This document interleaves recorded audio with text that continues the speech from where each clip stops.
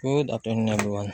So, tapos na tayo mag-welding ng ating kulungan ng ating mga manok. Yan. So, pati ito sa gilid, steel matting na yan. So, ayan. Alas tapos na, pati itong likod. Taas. Hindi mo natin malalagyan ng pangal sa bubong kasi wala pa tayong budget. So, bali, mangyayari yan. Sako sa ibabaw tapos trapal. Hindi makalat. Yan yung sako. So, ayan na. Halos tapos na. Bukas, pipintura na tayo.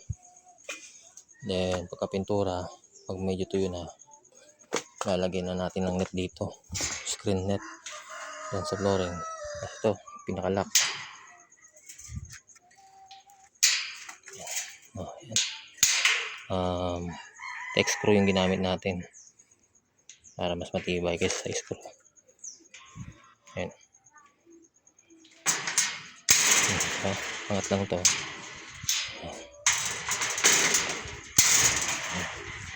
So, halos 80% lang tapos. Then, dito, tinapis natin to. Pansin nyo. Bawat spacing. Ito may tapyas. Para kahit paano makabuelo yung ulo ng ating mga manok. Para makakain sila ng maayos. Kasi dito sa labas yung kainan. So, ayan. Pero syempre, natakpan natin yung screen niya kung masisiwo yung ating ilalagay kasi makakatakas yan dyan. So, ayun. Yung kabuuan ng ating chicken cage. Bukas, pintura na ng yung in-order natin sa Shopee na rust converter paint. Yun.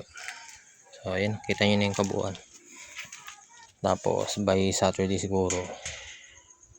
Bukas pala Saturday. Or Sunday, I guess. Tatanggalan natin yung kulungan na yan. Kasi sira na yan eh. Lilipat natin to doon. Basta mapinturahan na. So, update lang ulit ako pagka after ma-paint.